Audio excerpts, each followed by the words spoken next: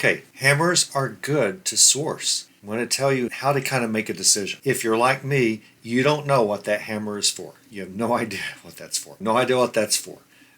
Anyway, that looks like half of a normal hammer. Then you've got these hammers. You've got ball peen hammers and framing hammers and all sorts of hammers, big hammers, small hammers. If you find hammers at a garage sale and they're cheap, and they will be, and I don't know, even $1 or $2.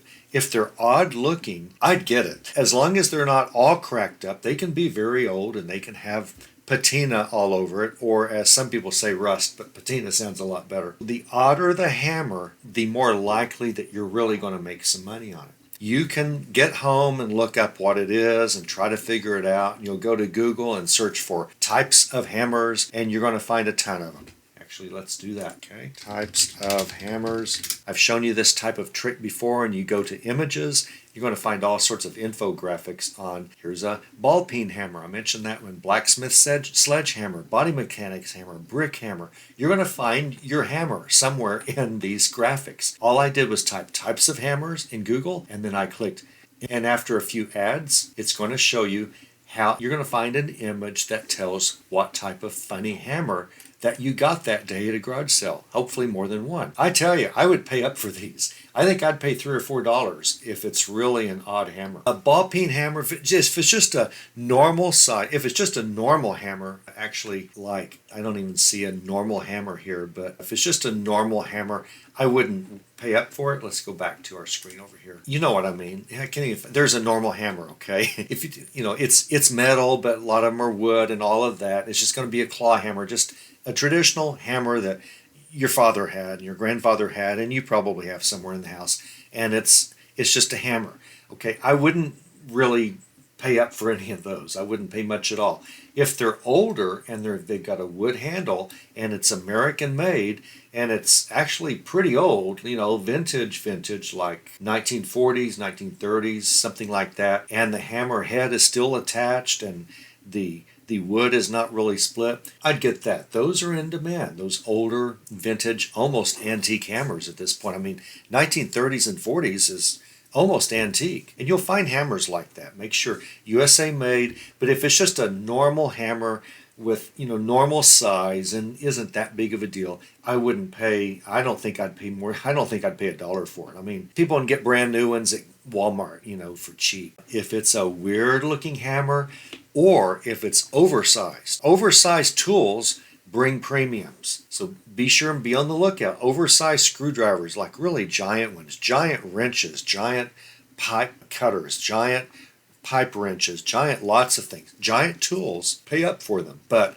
I'm just talking right now about weird hammers. So USA made is a big premium. Now there are some German hammers that are premium. There are other hammers that are premium. But basically, if you just want to make it easy on you, you're mostly going to find USA hammers if they're older, and you're not going to be buying brand new hammers at the garage sale unless you need one.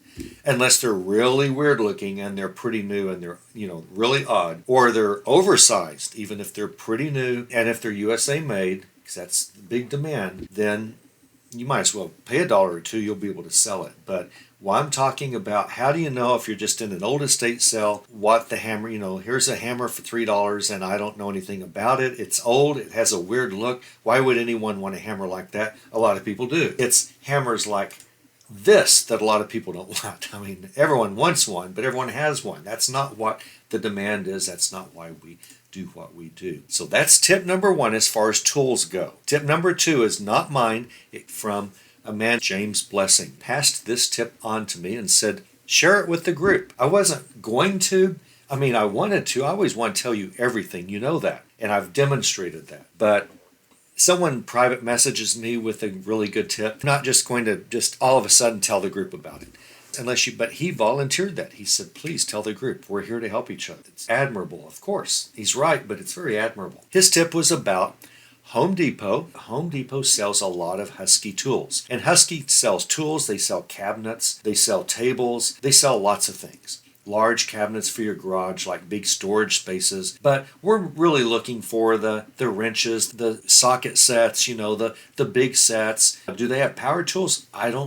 I didn't think to look. Let's look at tools only. And I don't know if they have power tools, but they've got generators and all of that. So you want to look for tools at garage sales. Here's a cordless ratchet. So they do offer power tools, cordless ratchet. Let's say that this $60 item at Home Depot, you find it at a garage sale and it's $4. And you ask, does this work? And they actually tell you the truth. No, but you might be able to make it work.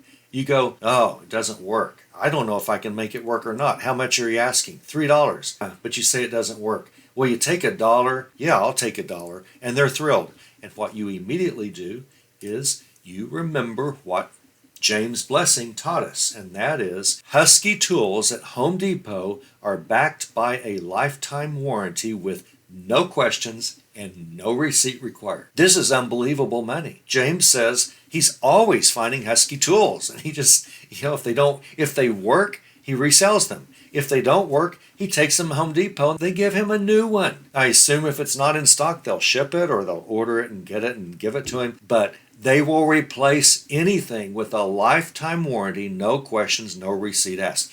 Is this taking advantage of Home Depot? No, it's their rules, not our. We didn't make up this rule. We're not skirting anything. We take in a 3/8" drive 12-volt lithium-ion cordless ratchet set, and we say, my ratchet set doesn't work. And it is your ratchet set, you bought it. My ratchet set doesn't work. What can we do here? And they'll say, oh, it's a Husky. Well, we'll just give you a new one. Wow. So keep it or sell the new one. That's legit. That's legit. The person at the garage sale just didn't realize this. If they bought it originally, they just didn't know they could get a new one, or they would have. I mean, it's not like you're making Husky ratchet sets out of just spare parts lying around your house and you take that in and try to pawn it off like it's a real Husky product. There's nothing wrong with doing this. Look for Husky stuff at garage sales, and if it's really messed up, great. Just mention it again. I don't know how wrenches could be really messed up, but you get a set like this and the box gets all damaged. You get power tools that they might have. You get brakes and things, and you just take it back and you say, this is broken. And Home Depot says, well, we have a lifetime, no questions asked, no receipts asked warranty, so we will take care of that. That's a pretty cool tip. So look for odd hammers, USA made or Germany made, very large hammers, very odd looking, very old hammers. Those are the parameters that we look at.